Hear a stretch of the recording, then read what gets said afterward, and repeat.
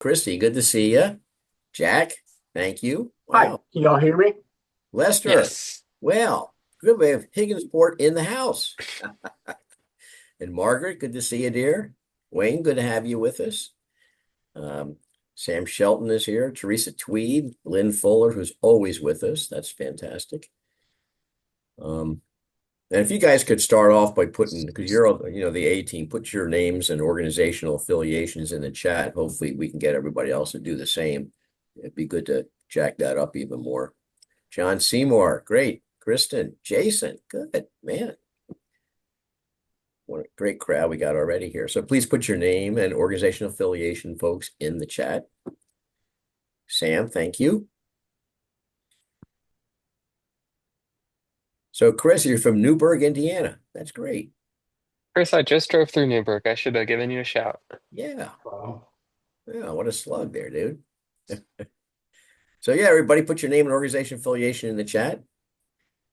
And John Nation's in the house. Jim Bishop, great, Jim. Thank you. Indiana Trails in the house. John Nation is like one of the top photographers in the world right here, chronicling the Ohio River so well. Okay, folks. I think we'll have a good meeting here. So Sam, it's good to have Bellevue represented here. The mayor has been such an amazing partner with us. So Karen, you're with the Historical Society of Harrison County, Indiana. That's great. So Molly, it's always good to have Archaeological Research Center here. Give my best to Liz. And the Wave Foundation is in the house. Fantastic. They do an amazing job, folks. If you haven't been there, go. All right. Good enough. George Sparks, thank you, man. Good to have you. Everybody who's just joined us now, please put your name and organization affiliation in the chat. And Anderson Township's in the house. Thank you so much for joining us, you guys. That's great. Megan, she's rocking it on our cleanup here in Cincinnati on the 4th of October. David Hudson, Dynamite, River City Paddle Sports is here with us. So again, put your name and organization affiliation in the chat, everybody. That'd be great. And it's always good to have Wayne here with Gallatin County Tourism. Great. Thanks so much for being such a stalwart here with us. All right. Chris Klingman, Dynamite, buddy. Thank you, Claremont County Parks. He runs the Ohio River Museum there in Shiloh. And Claire with Green Umbrella. Thanks. You're up to your eyeballs in this land management stuff. And we have on the call the Honorable Hope Taft. Hope, it's great to have you with us. Gosh, that's marvelous, Hope. So Hope is an amazing caretaker of the upper stretch, especially of the Little Miami River. So thank you very much. Yeah, David Wicks. How are you, buddy? I'm doing well. I'm doing well. All right. Sherry, thank you. Andy Dickerson, Dynamite. You're really rocking it with Cardinal Land Trust there, buddy. Conservancy, I'm sorry. Okay, we'll just wait for one more minute or so. Jody Robinson on our executive committee from Bellevue. Thank you, Jody. Good to have you with us. If you haven't already done so, folks, please put your name and organizational affiliation in the chat. And I see that Steve Evans with Kentucky Water Research Institute is thinking about making the Kentucky River a water trail, a national water trail. That's cool. All right. OSHA, thank you. Always good to have you. Mary Allen from New Richmond. Thank you, Mary. Sherry, good to have you. So Austin Newton with the Arc of Appalachia Preserve. Great. Wonderful to have you. So name and organizational affiliation, please, in the chat.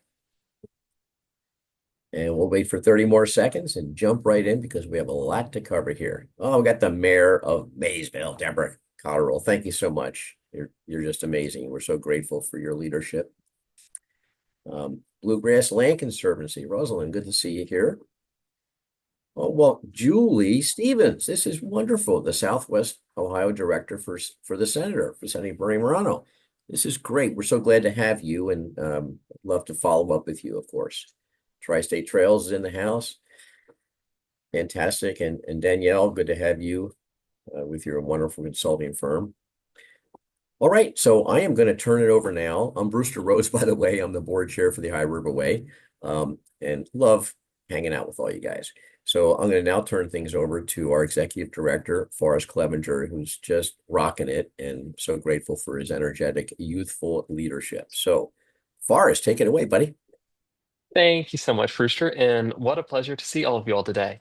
As usual, this is our monthly coalition meeting. Today, the focus is going to be on a discussion of land conservation along the river. Before that, we have a few updates. We're a little light on updates today. But to dive on in, the press continues from our National Water Trail designation. You've heard a lot about that, but we've gotten a few more stories, including one from the Washington Post.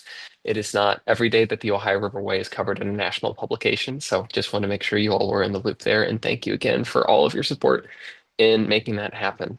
Um, as we go on into the rest of the summer, we have some events going on in a lot of our communities. At the end of all this, would love to have you all provide some updates per usual. I know this coming weekend, we're going to, well, 2 weekends from now, and the M2M paddle, the Pack-A-Dam lockdown in Paddle Perry, organized by them. And we'll also have Raise and Hellbenders on the river at the Thomas More Biology Field Station. Summer's packed with events. One of which later on, this will be River Roots once we get towards the fall. As you may have seen in our newsletter yesterday, the Ohio River Way is proud to have partnered with River Roots. We will have a section devoted for booths just for our tourism partners. And those are booths are discounted. In addition, Brewster, would you like to add a note regarding the riverboats? Well, yes. I mean, there are 9 riverboats coming in from a variety of communities in the Mississippi and Ohio River watersheds for River Routes, which is the 8th of October to the 12th. We are coordinating on the 4th with Orsanco and Mad Tree and others, a river-wide cleanup that day. So that we'll follow up with you on that. But at 4:30 on or 4 o'clock on Friday of that week, the Natchez is one of the boats that'll be there. We want to invite everybody from the Ohio River Way Network to buy tickets and join us, and we'll suck down a few beers. And if you're, I'm not going to buy everybody a beer, but think about doing that so you can go on the website for River Roots and the Natchez for 4:30 on Friday. I think it is the 10th. So it'd be fun to have a It's a, party up there. Okay. Brewster, the boat boards at 4 o'clock and it leaves at 4:30. It's a sightseeing cruise, and you can upgrade your experience by doing a new ref bourbon tasting as well if you want. But there's a couple options on that boat. So Excellent. And Rick, this is Rick Garyway, and Rick is the co-chair of America's River Roots in Cincinnati, which really is the kickoff to the national celebration of the 250th birthday of the country. And what this event is going to be. Tons of music, all kinds of food and entertainment. It's an amazing lineup entertainment. So check out the website. Right, and Rick? to build on Forest Report, we really got good participation from all the river towns to be a part of this travel showcase. It's great to see the participation up and down the river, and then a couple of booths that were contributing to some nonprofits will make it a really good experience on all the recreational and cultural resources and tourism resources on the Ohio. So Well, it'd be a real wonderful blowout. So thank you, Rick. That's it. Forrest, I'm sorry. thank you for your participation. The cleanup initiative that you've launched, Brewster, is amazing with Orsanco. So thank you for taking that job on too. Okay, buddy. Thank you. Let's give it back to Forrest. Good deal. Thank you, Rick. And before we get into any updates from our committees, we've heard it from us before. I'll add again, our summit is going to be October 16th through the 18th in Louisville. This year, we partnered up with Kentucky Waterways Alliance, as well as the Ohio River Basin Alliance and the Environment Institute at Louisville, to host a one-time event where we try to get all the stakeholders with an interest in the Ohio River under one roof. It's going to be at the Kentucky International Convention Center. Our request for proposals for presentations were due yesterday. We had more than 40 submissions, so we are absolutely ecstatic about the level of energy we're seeing so far. We'll be sending out registration for tickets to come be a part of the summit within the next 2 weeks. So very, very excited for that. Again, please hold October 16th through the 18th on your calendar. The 17th will be the full day of programming. While we are full with presentations, there is a chance we'll have more space for exhibitors. Just, we'll keep in touch with more details as that approaches, but we are very, very excited for that. And again, that coincides with the reintroduction of the Ohio River Basin Restoration Program Act, led by Representatives Morgan McGarvey and Aaron Houchin of Louisville and Southern Indiana, respectively. So again, hope to see you there. And with that, I'd like to hand it over to our committees. Are there any updates? I know we have representation from the Tourism Committee and the River Sweep Committee here today. Do you all have anything to add?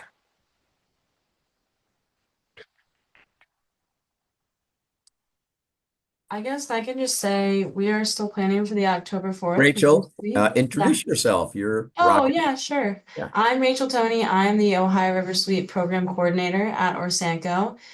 So Brewster and I have been co-coordinating the October 4th Ohio River Sweep event with River Roots, American River Roots. And we are going to have a larger meeting coming up in August, so keep an eye out for that. And we're excited. It's getting pretty big, so. Thank you. Boris, the Tourism Committee doesn't meet in the summer because it's our busiest time, but we have had some discussions as we prepare for the summit. We will have a breakout for tourism, and Jessica is in this call. And if she wants to share, she had a couple of ideas marketing wise. She's on our committee as well. And we've been talking some things. And if she wants to share, this would be a good time. Yeah. Hi, everyone. I'm Jessica with Ohio Riverway. Yeah, a few ideas I had was that since we are now an Ohio Way National Water Trail, we want to make sure that the messaging is consistent, the branding is consistent. So maybe having resources for each community to be able to promote the National Water Trail would be good so we can all kind of have a consistent brand up and down the river. What else? Talk about, Mary? Talked about the campers, the angels. Oh, yes. Yeah. Forrest, were we gonna talk about the camping initiative here? Or should we wait for that? Let's throw it out and see what people think. Okay, yeah. So, one of the biggest things that we have gotten in terms of feedback along the National Water Trail is there's not always a public space to camp along the way. There are great connections of people who offer up their own private space, but for someone who might not have those connections, we want to make sure that, all recreationists have somewhere to camp along the Ohio River. So we're trying to figure out where those gaps are and then working with communities to hopefully try to figure out how people who are just coming from different parts of the country, different parts of the region can camp along the way. So just trying to kind of identify that and then figuring out some solutions around that. Mhm. That's it. Perfect. Okay. Thank you, Jess and Mary and Rachel. You all should be hearing more from us regarding that camping as we figure out exactly how we want to approach it. In land-based trails, there are trail angels who create trail magic. If you've talked with someone who's like the Appalachian Trail, that's a huge part of the experience.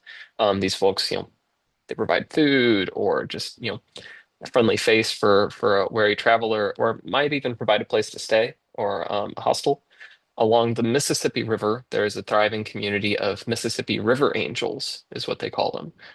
There's a Facebook group with a few thousand folks, and paddlers that are coming down can choose to post in that group that they're floating down, and then folks will watch along the way and help out in one way or another.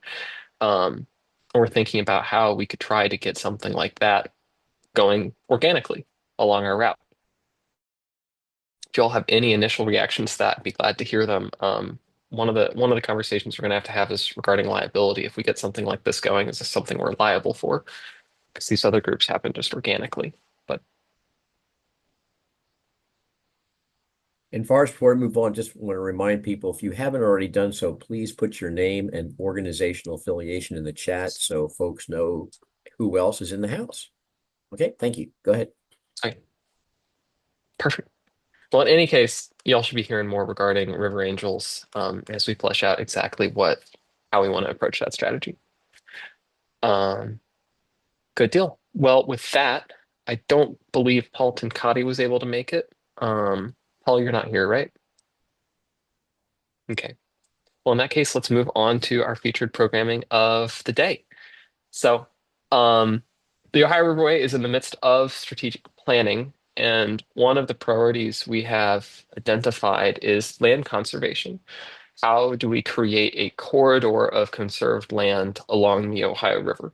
Not just to protect the islands and to protect the view sheds, but we have this beautiful natural space. How do we make sure that it is preserved all the way along and publicly accessible, ideally? Um, Christy, Noll, and Jack Sutton co-chair our conservation committee. And we have a presentation from some GIS experts who are part of that, including from the Boone County Conservation District and OKI, the Ohio, Kentucky, Indiana Regional Council of Governments. So with that, I will turn it over to you all. And then we have some experts from some land trust who are going to introduce their work to ideally complete the circle. So as we talk about what a regional strategy is, if you already have some lands you are interested in conserving, you'll get to hear from some land trusts who are currently doing work in your region.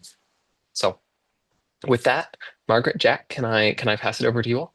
Yeah, thank you so much, Forrest. Jack, I have the PowerPoint on mine, so do you want to go ahead and I'll just share screen? Sounds good. Yeah. Okay. And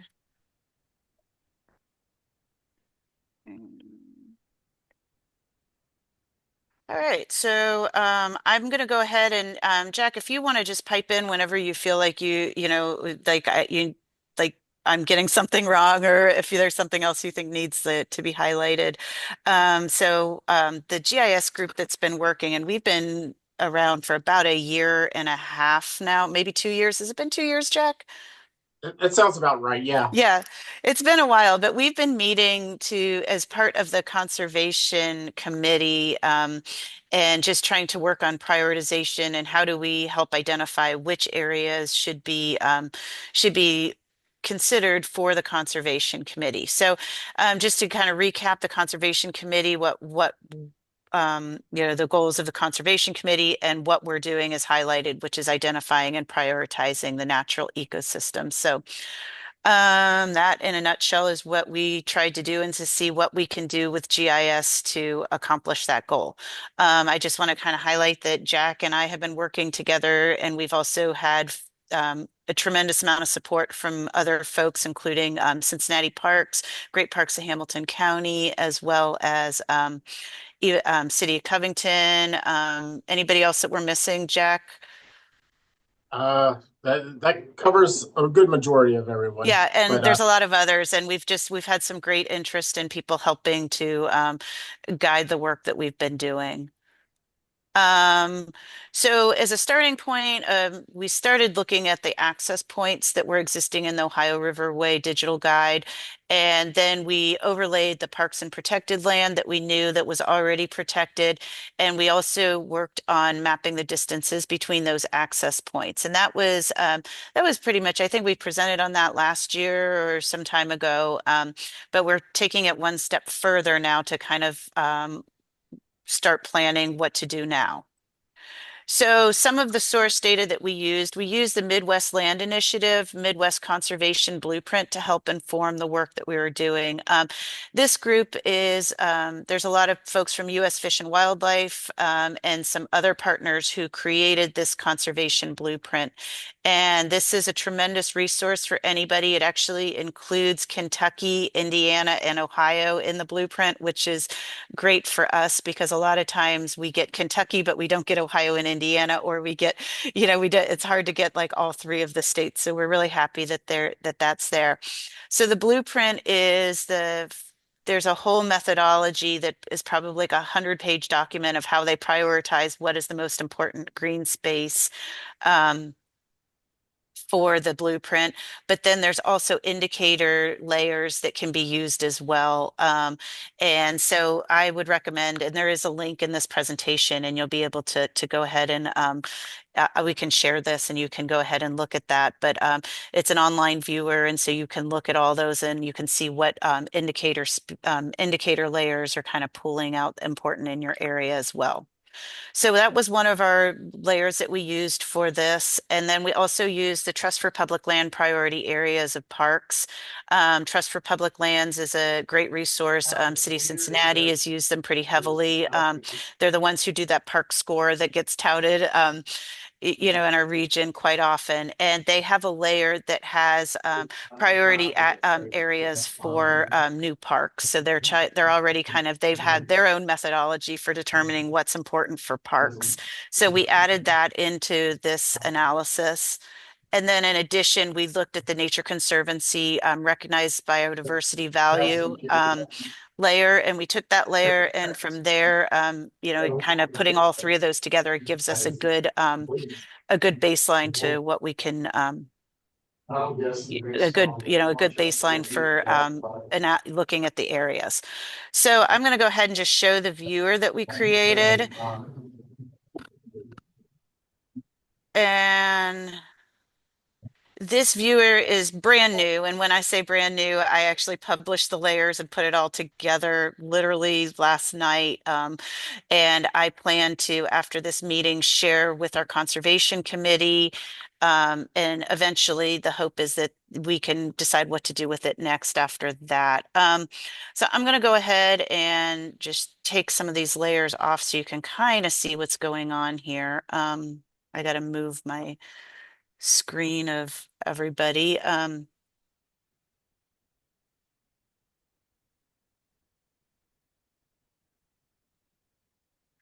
So what we did is we used a 2-mile buffer on the Ohio River for our analysis. And then we have we do have the access points that we have from the Ohio Riverway Guide. And then we have a map that shows the areas where there's greater than, you know, the average distance for distance between access points. So the red is going to be larger distance between the access points. So if we take one of those red areas, for instance, and we were to look a little closer,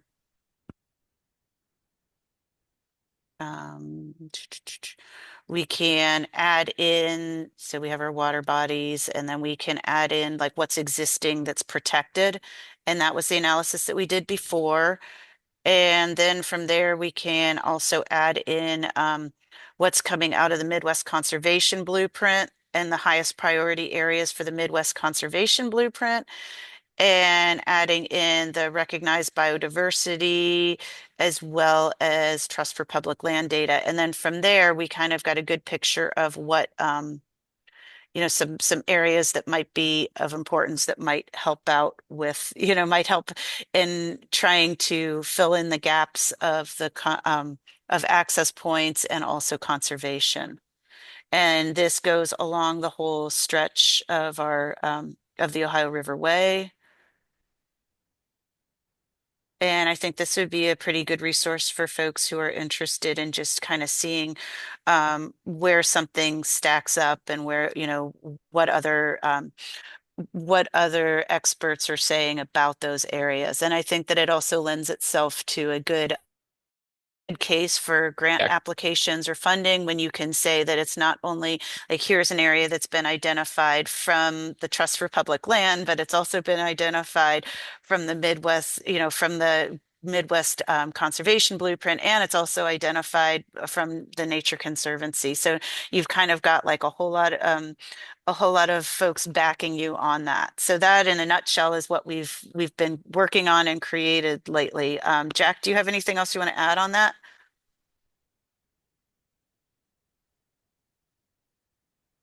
You're muted.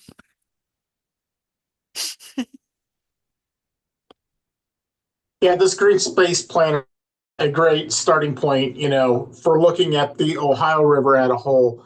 And Margaret is amazing at fine tuning some of that stuff even at a local level. So if you're a local land trust or somebody possibly looking to get into conservation mitigation projects at a local level, we can even dial in even further. Maybe there are endangered or endangered species at a local level. You want to identify those. We may be able to get a count for you, whether that's an aquatic species or an Indiana bat, for instance. Margaret is amazing at overlaying different things, different qualities that you want to see in your conserved lands, and qualifying those for different grants. And so use this as a base, this base map as an initial analysis. And then from there, once you've got your eye on a piece of property, we could even dial it in further. But this is a great starting point for anybody who's looking for lands that might meet these qualifications. And I also, thanks, Jack. Like, I also wanted to add that the Midwest let's see, Landscape Initiative. I think that's the right acronym. MLI. They've been involved with our group as well, and so we had some folks that have sat in and seen the work that we're doing, and they have offered if there's a need for help on anything, like they have offered to help, and it's a tremendous resource that's available. So I just want to throw that out there as well, and I'm happy to help facilitate communication if that's something somebody's interested in, if any folks would like to learn more. So This piques interest in some of these local land trusts for, looking for new areas. I know Christy Noll at the Boone Conservancy placed a high importance in even things across the river with the Oxbow property in Indiana and Ohio. We use that as part of our site selection for the property that we wanted to pursue, is that it was contiguous to lands in other states. So the GIS is hopefully removing boundaries and borders and providing more of a cohesive analysis for everyone, if that makes sense. Mhm. So, Margaret and Jack, if folks want to leverage this tool that you've created, they should reach out to you all and in the conservation committee in some form. Moreover, this won't be something that's just publicly posted. My intent, I mean, sometimes it's a little hinky if you want to to post something like that out there for everyone, when it's still in like planning purposes. Sometimes people can see their area is a blob of a certain color and start to get concerned. So, so I mean, at least initially, I would say that within the Conservation Committee, we could have access to it and have it there for those purposes and then share it as needed. If that works. I mean, that's up to the Conservation Committee in Ohio Riverway and how you would like to handle that. So maybe Margaret, our next conservation meeting, we feature you guys and you kind of maybe walk the members of the committee through how to use it. Would that be okay? Sure. Great. Okay. Perfect. Do folks have any questions for Margaret and Jack?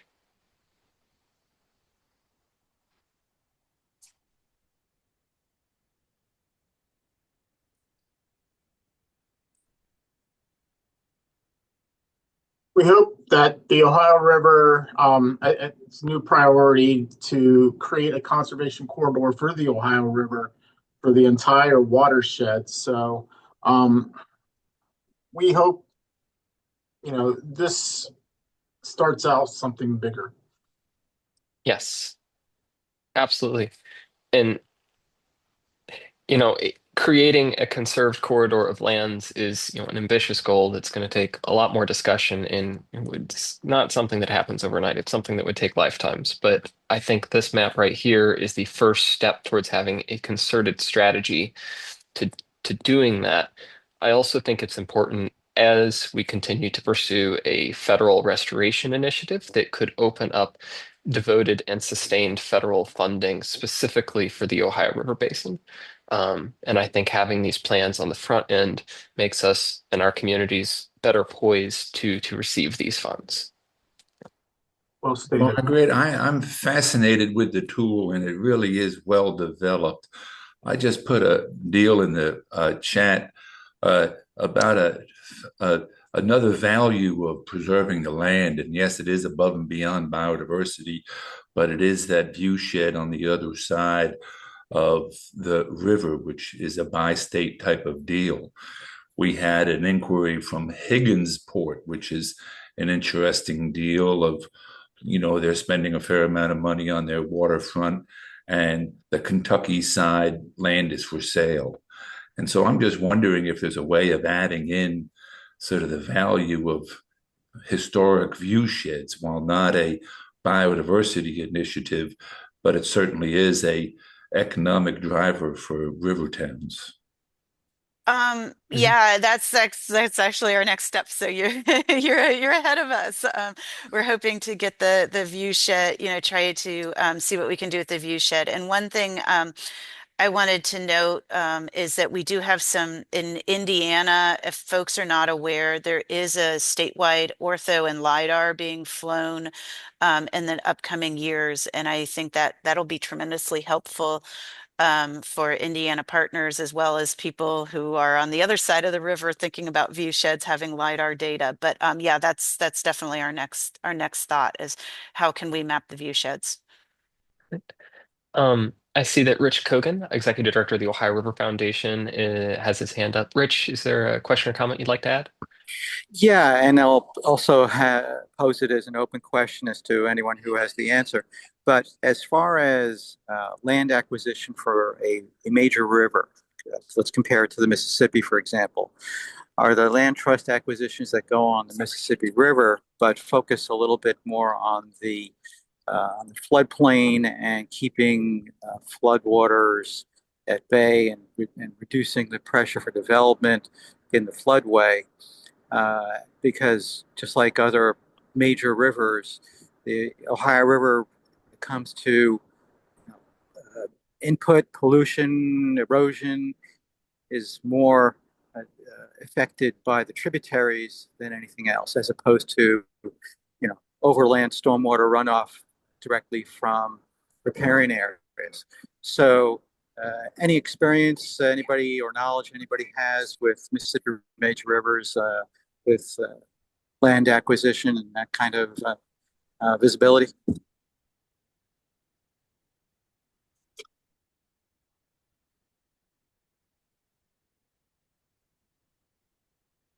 I don't believe we have anyone familiar with the Mississippi River land acquisition on the Yeah, call. I think But that's something that's, yeah, it's a great point. We should reach I, out. I think that's something important. Yeah, we should look at it differently than, like a little smaller trip like the Little Miami River or Great Miami. It just needs to be viewed a little bit differently, in my opinion, based on some knowledge they have about some of the major rivers and land acquisitions. Mhm. Thank you. No, Rich, that's a really good point that we don't need to go trying to create something from scratch if we can also go and talk to folks that have already tried to do some work like this. Perfect. Any other questions or comments looking at that map before we dive into the next portion of this? So, Margaret and Jack, I just want to thank you again, and to everyone on the GIS subcommittee of the Conservation Committee. They are the only subcommittee within our coalition, and you all are very, very active and very generous with your time and expertise. So thank you so very much. Thanks so much. It's fun working on this. So Yeah, love it. we all agree that it's a very good cause, and we enjoy our work here. Perfect. Good deal. All right. Moving on along for our next portion of this, we have 4 speakers we'd like to recognize, including Christy Noll, Executive Director of the Boone Conservancy and leader of the Kentucky Land Trust Coalition and Vice Chair of the Ohio River Way. And leads the Conservancy. Claire Carlson is responsible for the Greenspace Alliance at Green Umbrella, and Austin Newton with the Arc of Appalachia Preserve System. So we are glad to have you all on there, and also would be glad to recognize any other land trusts that may be on today. To start, though, we'd just like to offer all four of them a couple minutes each to introduce themselves and their work. If you'd like to share your website or something like that, you're welcome to, and then we can open it up for any questions for them. But Christy, would you like to start? I can pull up the slide you shared. Sure, thanks. I'm Christy Noll. Hi, everyone. I am the Executive Director of the Boone Conservancy. We are a land trust in Northern Kentucky. As Forrest mentioned, I am the co-chair of the Ohio Riverway Conservation Committee with Mark Jacobs, who is not on the call. He's out of town. And I want to say thank you to Margaret and Jack and your whole crew. Like, to see that map today. So when we started this, well, the committee and then the mapping portion, we didn't know what it was going to be, right? And I cannot even imagine the hours you guys have taken. So thank you that Greenspace planner is awesome. I'm excited. And thirdly, I am the board chair of the Kentucky Land Trust Coalition, which was where I'll start. So the Kentucky Land Trust Coalition is a collaboration we have 20 member organizations right now. We are growing, and we are trying to, as you can see, together conserving land across the Commonwealth.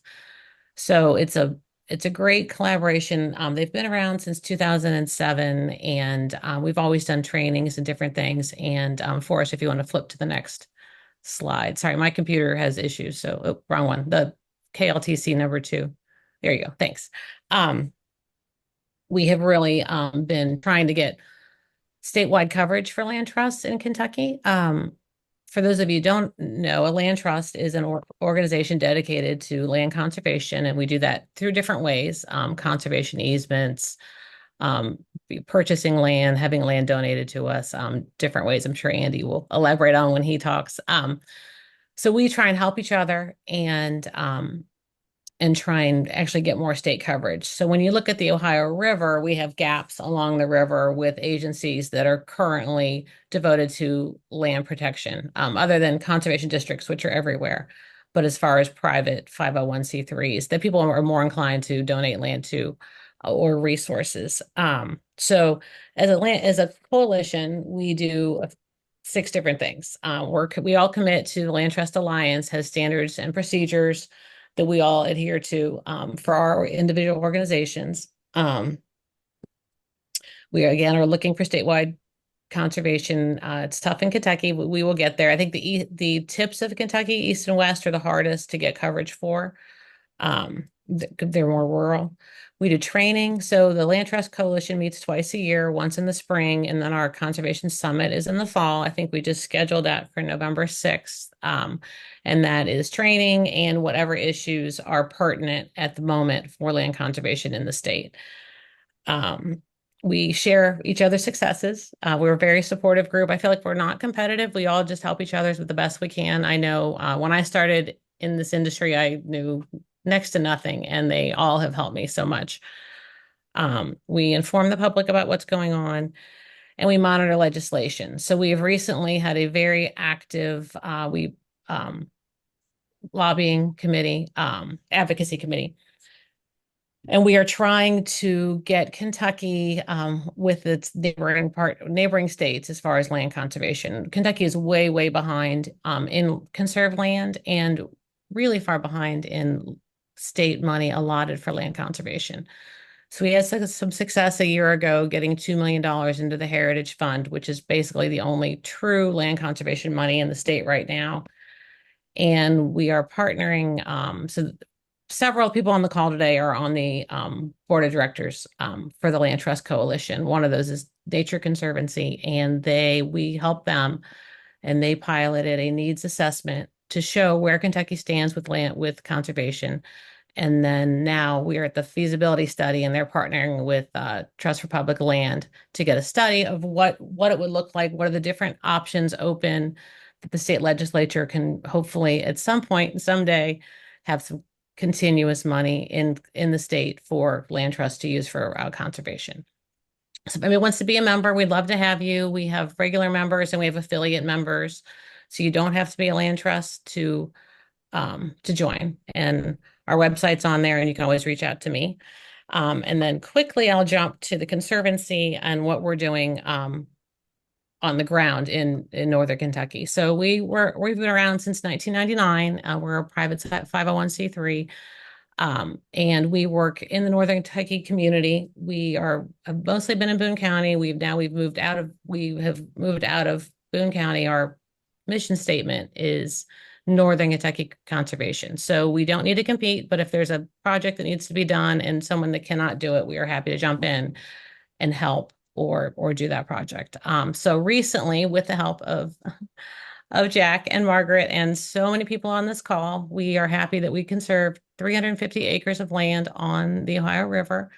As Jack mentioned, it is across the river from 3,000 acres that were already conserved between Oxbow and Shawnee Lookout. So you've got Kentucky or Ohio and Indiana, and then our 350 acres across the river. You can see the map at the bottom of that kind of shows the footprint of the conserved land. And we are intending to grow our portion of that to make a larger corridor of protection. And that was such a group effort. So many people on the call helped us. So thank you very much. But it's critical habitat, it's wetlands, large canopy forest, and it's a 1.3 miles of beautiful natural shoreline. So, when we started the Conservation Committee, the point was, hey, we love the Ohio Riverway and we all want to recreate on it, but we believe you conserve the land and then hopefully we can all enjoy it. So that's kind of the best mission of the Conservation Committee and of land trusts in general.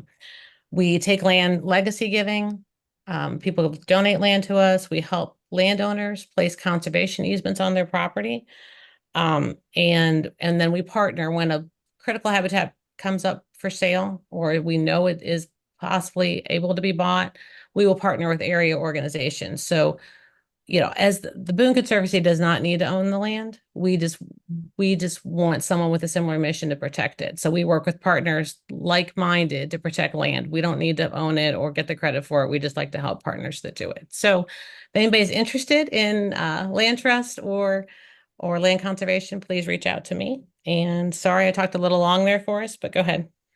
All good. Thank you so much, Christy. And while we are on Kentucky, I want to recognize that Senator Shelley Funky Fromeyer is joined the call from Northern Kentucky. So thank you very much for joining, and maybe we can get some more funding appropriated for conservation along the river. Thank you. In fact, I was going to acknowledge that Christy has been trying to be a little bit of a trainer and guide to me, and the lobbying efforts are real and appreciated because I think people don't quite understand what you understand. So if you can keep feeding us bite-sized pieces, then I think we'll continue to build around the momentum of what is so special and historical and needed. My Make America Healthy Again task force, part of what we're trying to ideate around is activity and being outside and loving being outside. So I do talk about CORA as the Kentucky Ohio Regional Recreational Authority as well. So Ohio Riverway has been such a leader in that. And then Christy, your work in Northern Kentucky is great. Keep up the great work. Thank you. And if anybody would like to see the needs assessment for the state, reach out to me. We can send that out as well. Perfect. Awesome. And Senator, so thank you for all of your support on CORA. I also want to recognize the resolution you secured passage of this past session to ask the Cabinet for Energy and Environment to develop a report to remove tire pollution from our waterways, which will come back to the legislature this December. So thank you for that as well.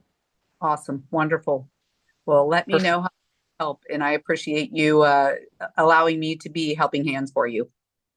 Okay. Thank you so much. Let's see if I can figure out how to unshare my screen. There we go. All right. Moving on along. Andy Dickerson is the executive director of the Cardinal Land Conservancy, which, if I'm understanding correctly, has just expanded its scope. So Andy, I'll pass it over to you. Hi, thanks, Forrest. So yeah, we are Land trusts were another uh, accredited land trusts working in Ohio. Our old footprint was 7 counties in Southwest Ohio, but we've grown to a few more counties in Ohio, and we are in the process of completing a merger with Oak Heritage Land Conservancy in Indiana. And that'll take our work basically from Cincinnati to Louisville and beyond. So we're growing. We're up to 16 staff now and probably going to add another 3 or 4 by the end of the year.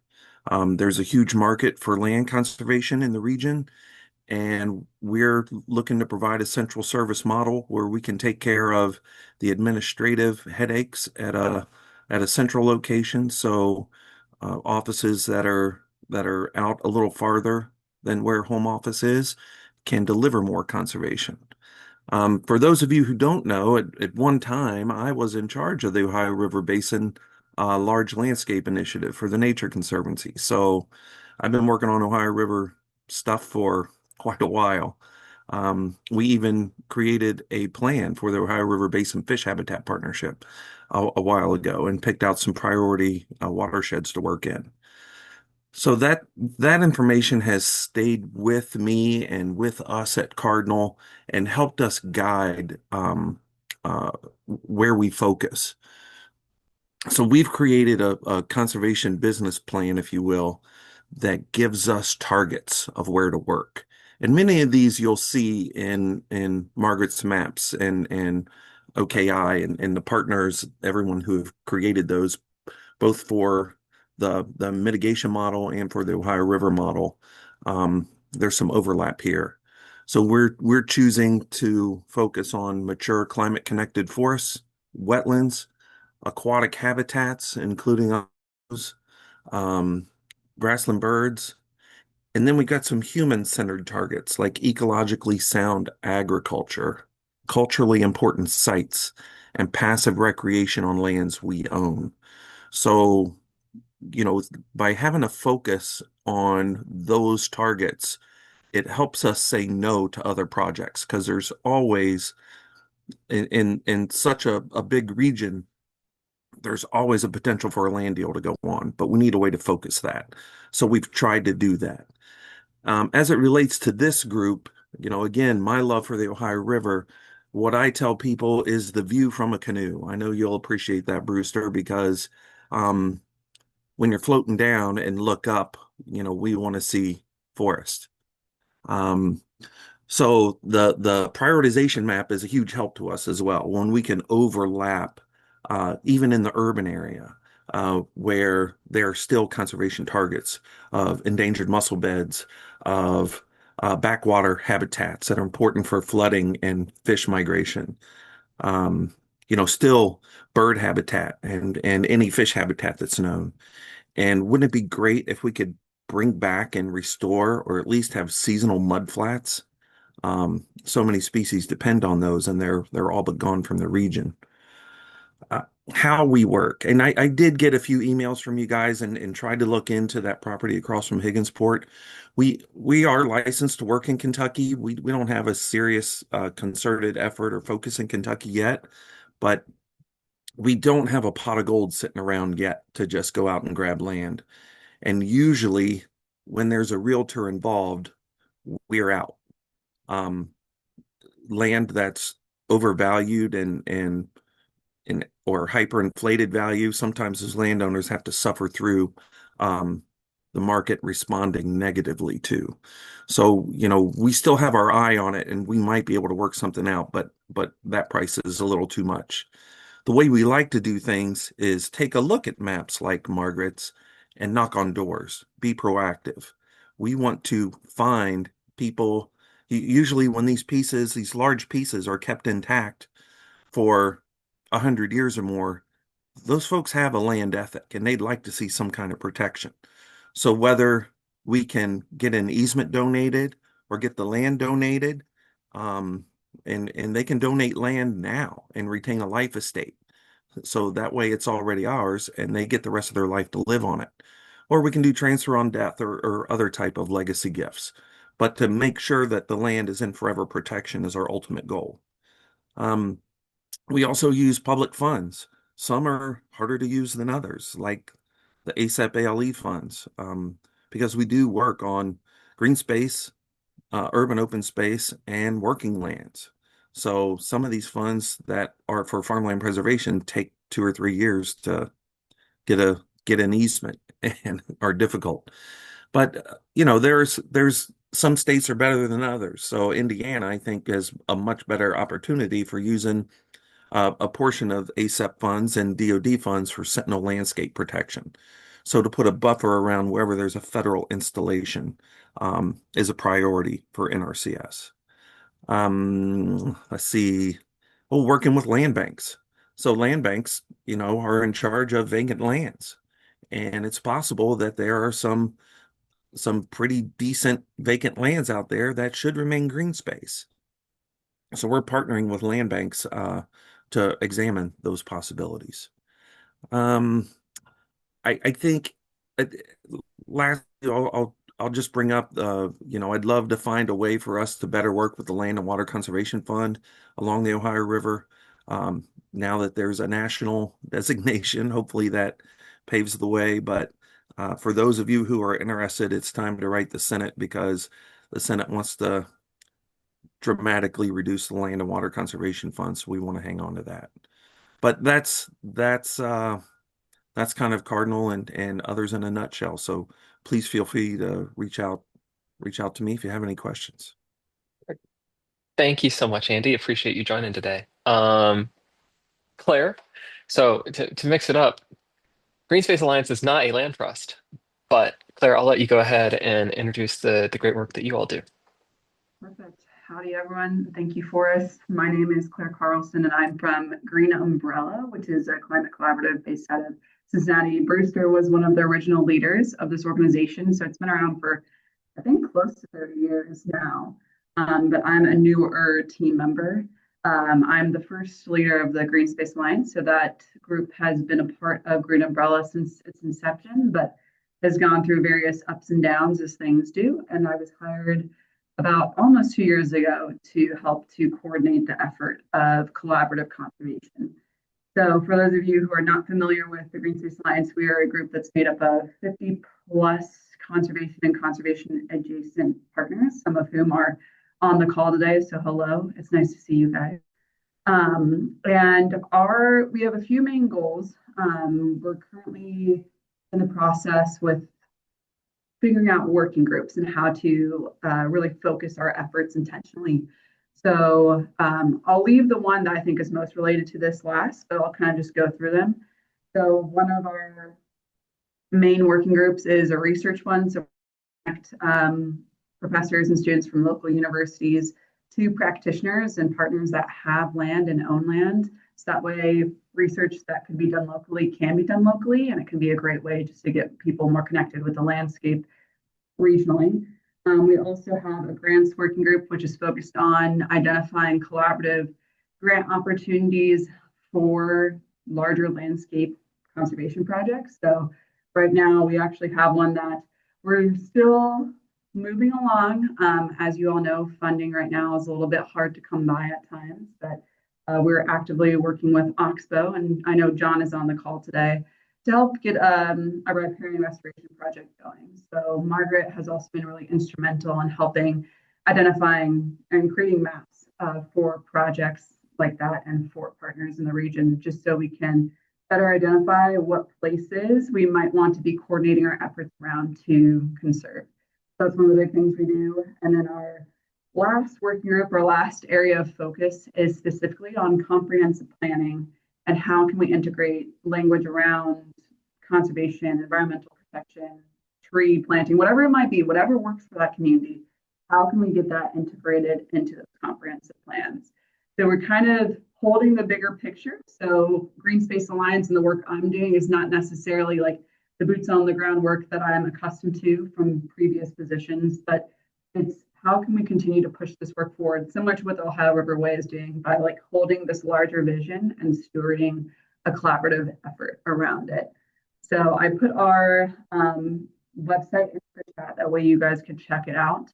One of the big pieces that you'll see once you go to the Greenspace Alliance page is our regional prioritization plan, which again, Margaret developed. And that is kind of our guidebook. That's how we're identifying where we're wanting projects to happen and to coordinate efforts around those spaces. So in addition to that, we recently just updated that map to include what projects are currently happening in the region that partners are doing and what would they and projects they'd like to see. So if you're in the, I think we have like a 10 county region, it's like Boone, Kenton, Campbell, and I think Grant County in Kentucky. And then we work with a couple counties in Indiana, including Dearborn, and then Hamilton and Claremont and Butler and one more in Ohio. But if you're in that region and you're interested in contributing to that map, showcasing what types of projects you're working on, that way we can, better coordinate efforts. I'd be more than happy to connect with you, and I'll put my email in the chat as well. That way you can reach out. But I will stop myself there so we can stay on track. But yeah, just let me know if you have any questions. Thank you so much, Claire. Appreciate you all do in terms of, especially in terms of coalition building up in the Cincinnati area. Finally, I'd like to pass it along to Austin Newton with the Arc of Appalachia Preserve System. I actually just met their team and found their work online not too long ago. I know you all have the Ohio River Bluffs Preserve. Do you all have any other preserves on the river currently? There we go. Unmute. Hello, all, and hi, Forrest. Well, we have Rock Run Preserve. It's not touching the Ohio River. Our neighbor is touching there, but we are interested in those riparian zones, as Nancy Stranahan indicated. The importance of those zones for some reason have been overlooked over the years, and that's one that is absolutely in the crosshairs of the work that the Appalachia Preserve, the ARC, does. We are well on our way into West Virginia to preserve and conserve along the Gauley River there, and connection to the New River Gorge area. So those two preserves are in our roster currently, and it seems as if the sky might be the limit in terms of that. It's fantastic and exciting, but it is also one of those that you separate. The ArcGIS map was fantastic. I love that. That's going to be an excellent tool for many. So good work there. But I think in saying that, it's also if we look at the maps and lands without geopolitical boundaries, and we kind of just strip it down to what it once was, these rivers and streams are sort of guiding what should be and what it should look like and how it should feel. So those are sort of personal philosophical thoughts, but I think most in this talk could agree to those sorts of sentiment at all, in some fashion. That is the ARC's principle with the preservation and conservation. The ARC was originally founded in the Bainbridge area, the old Seven Cave sites, and I'm certain many in this talk are familiar with the work of the ARC and know the history. So no need to discuss that. I did share the web page there, and we can sort of look at that at some other time or whatever. But so it started in South Central Ohio. It seeped its way into Adams County and some of the southern regions. It's looking east with an aim toward West Virginia in some of the current campaigns. And just incredibly noble work. The unique thing, and somebody had indicated this, I believe it was Andy previously, it's not the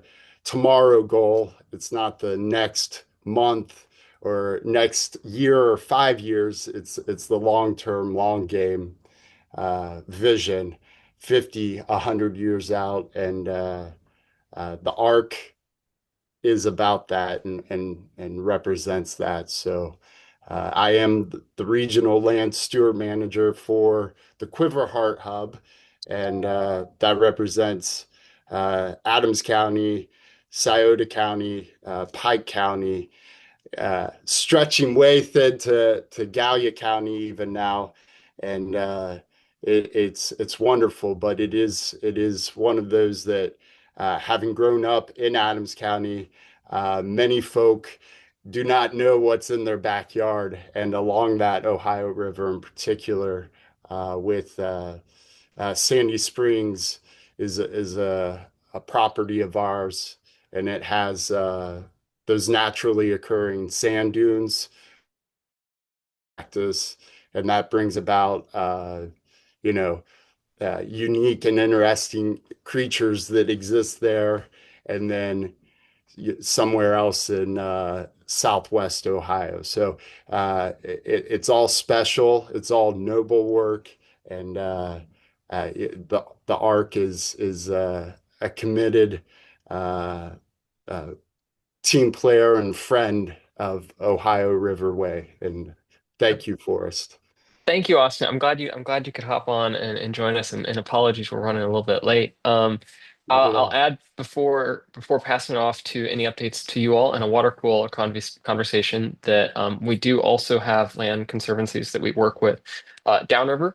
If you're in the Louisville area, we have great partners in Riverfields, a private land trust, as well as the Louisville Jefferson County Environmental Land Trust, LJSA, which is one of the country's only municipal land trust. So if you're in that area looking for land trust to work with, please do give us a shout. And with that, thank you again to everyone that spoke on behalf of conservation. I hope this is just the start of many more conversations regarding land conservation along the river. And with that, I know we have reached our time. If you need to go ahead and hop off, please do. Thank you so much for joining us. Per usual, myself and Brewster will stick around and are glad to have a water cooler conversation and to hear any updates you all have from your own communities.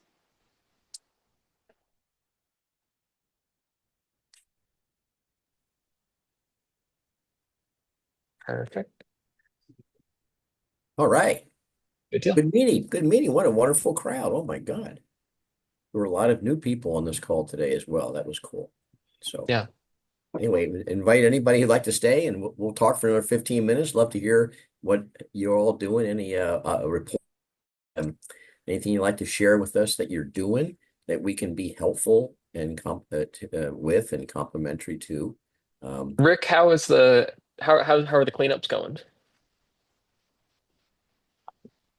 They've been really Rick Jansen. How you doing, buddy, out there in Ironton? Iron Rick. Yes. We have been just crushing it with the stuff we're pulling out, and I'll do more sending pictures. I think we're somewhere between 50 and 60 shopping carts.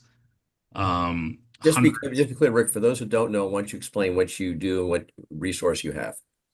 Okay, well, we have a 30-foot crane barge, which will go, the stick will go up to 48 feet in the air, and max lifting capacity is at 12,000 pounds. And we go up and down the shorelines lifting trash that's been in and out of there, and tossed in there. Lots of tires, lots of blue and white barrels.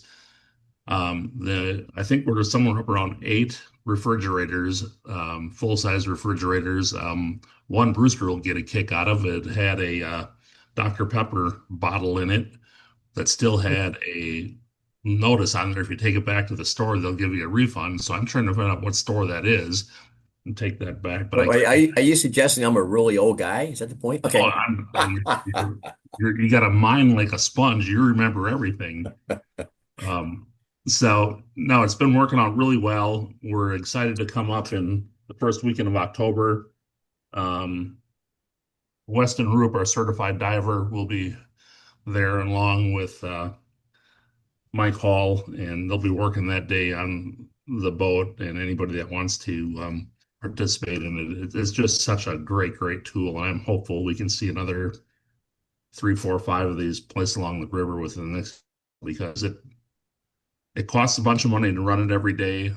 I thought we'd be able to just put volunteers on it and work it, but our insurance people and safety people kind of lost their mind with that idea. So we pretty much have to use county employees, honestly. Kind of changed halfway through, but we're hoping you guys are seeing a cleaner product coming towards you, because we've been pulling out so much stuff, and I just want to continue promoting it around here, that people realize that, hey, the Ohio River is getting better every day. So we're so excited. What a great piece of equipment, and we just love that thing. It's a beast. Almost as much of a beast as David Wicks.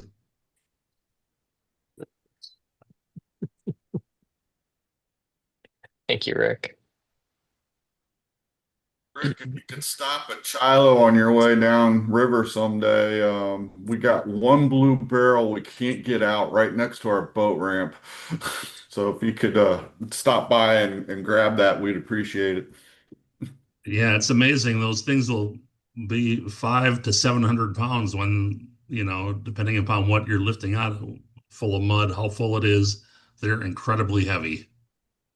Yeah, this one's been there for a couple of years now. It didn't move after this year's high water at all, so it's stuck in there. We did get rid of one other one that we hadn't been able to get out for several years during our last river sweep. We were able to get rid of that one, but couldn't get rid of the one by the ramp.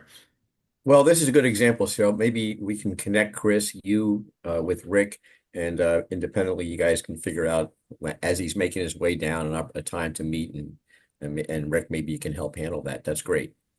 Well, the safety aspect, it's so critical that pieces of wood that are hung up on something, and parents are out on their tri-tune or pontoon pulling a kid behind the boat, and they're on a little round plastic floaty thing, and if they hit a log or some branch sticking out of the water, the consequences of that are pretty severe. And then knocking the lower units out of boats, and oh shoot, I gotta grab this. Well, 1 second. It's such a wonderful thing that you're doing up there, Rick, and it'd be great if there's a way to have the Ohio River Way to support it in any way, shape, or form to go on up, down the river.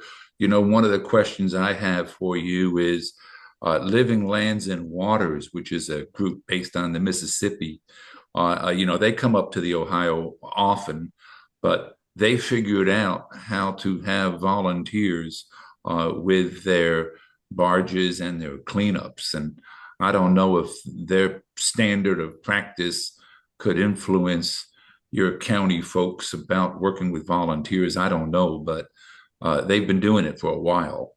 Mm-hmm. Yeah, I'll add in that we own 120 acres at the mouth of the Little Miami River, which is next to Marina, and making friends with river rats and the big giant yacht owners is something that we do. And I bet if we put a concerted effort together, we could find you some volunteers. Whoever wanted to be Huck Finn for a day or two, I think would be fantastic. Well, just the reinforce side of it, the safety side of it, from our Corsa people, the insurance people get a little bit concerned if somebody were to fall over and get hurt, or have a log fall on them or a barrel fall on them. They're concerned about liability is what they're concerned about. So Living Lands and Waters is awesome. We talk to them frequently. What a great group of people. And, unfortunately they're stretched beyond their limits. So we're trying to do our part to help out. Yeah, so I think there's probably, from an insurance point of view, a difference between volunteers collecting trash on the shoreline and leaving it there in bags for people to pick up who are in boats, like the John boats that Living Lands and Water uses, as opposed to, Rick, people being on your boat with a crane pulling stuff up, and the additional liability of being that close to that level of industrial strength river cleaning. So anyway, but on the 25th, I'm sorry, on the 4th of October is a day that Orsanco, with all of us collaborating, is working to do a really big cleanup up and down the entire river, but especially in Cincinnati, 5 miles upstream, 5 miles downstream, so that the river shines for the River Roots event. And Rick is coming down for that, and we have like 12 locations, and Rachel Tony from Orsanco is doing an amazing job. Helping to organize that. So I'd invite everybody to help pitch in. It could be the biggest Cincinnati cleanup in a long time, at least. So keep that in mind, folks.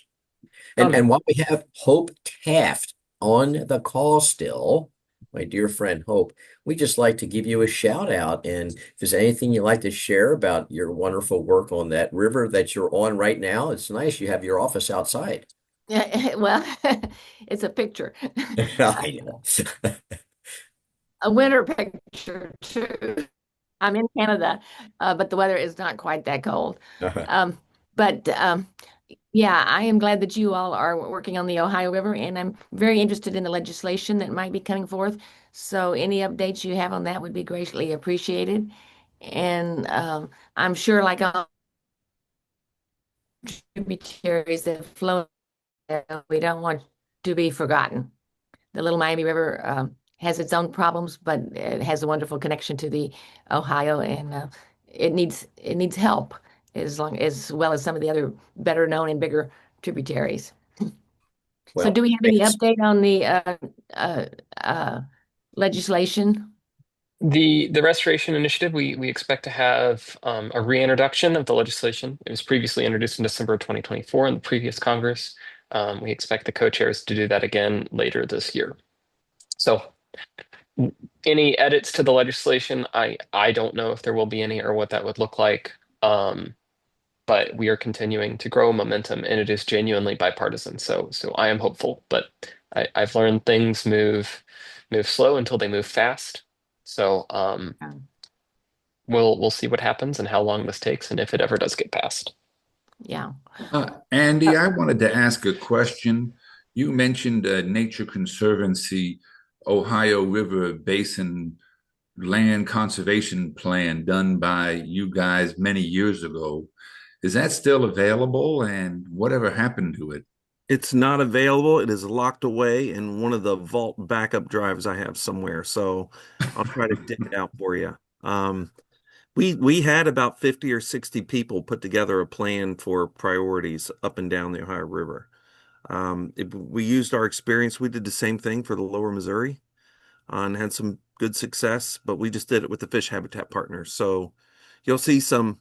It was funny. We split apart the engineering types from the biology types, and the engineering types wanted to focus on fish and animals and birds, and the biologists wanted to focus on rocks and parts of the river, and on and I think we came up with a good plan.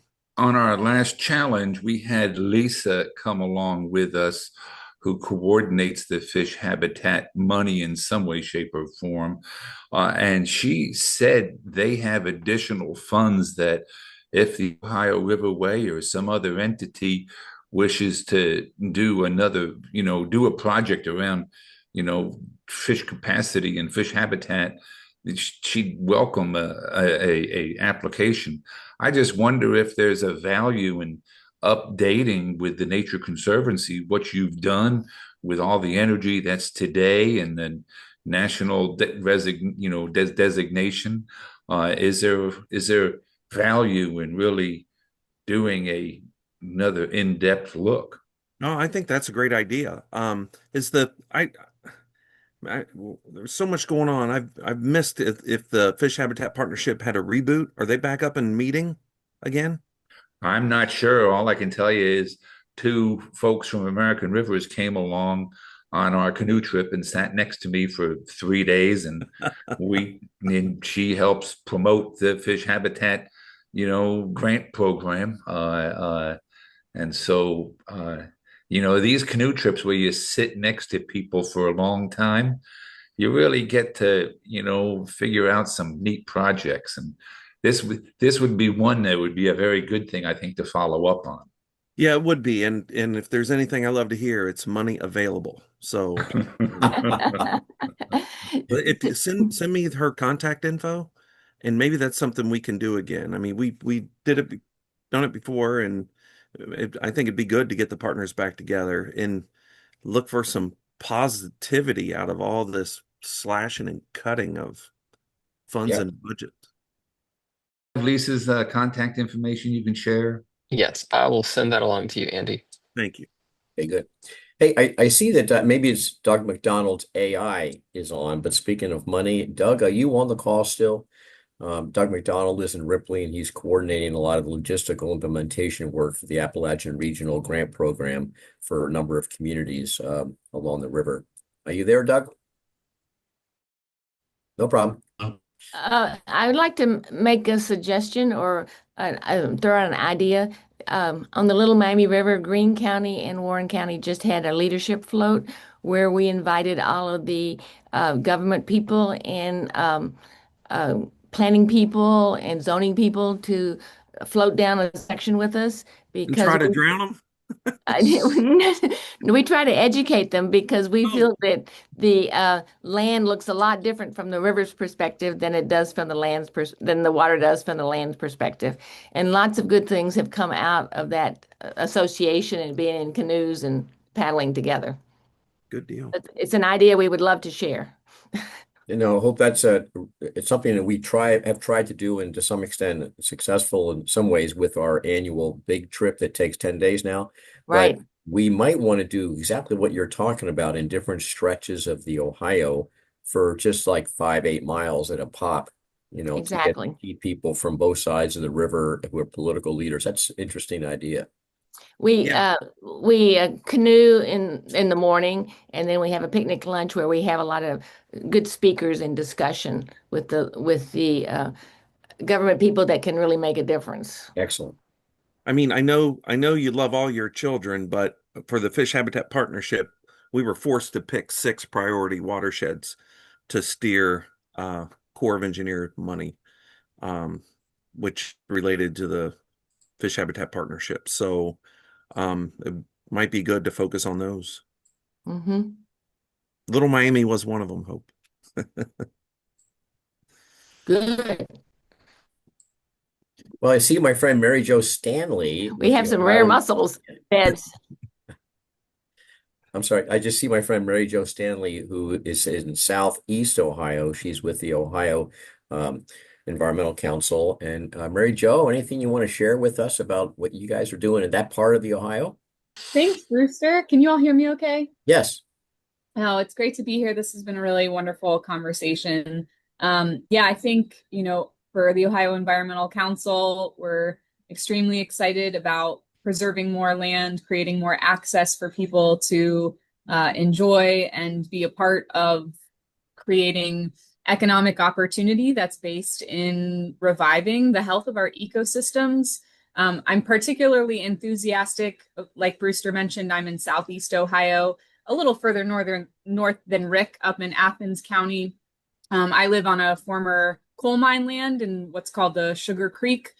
And this land has been really sitting dormant with the coal company continuing to clear cut the land over the past 100 years. But this land sits between the Bailey's Trail System portion of the Wayne National Forest and Stroud's Run State Park, and could create about 75,000 acres of contiguous land that would be publicly accessible and serve as a model for a community forest.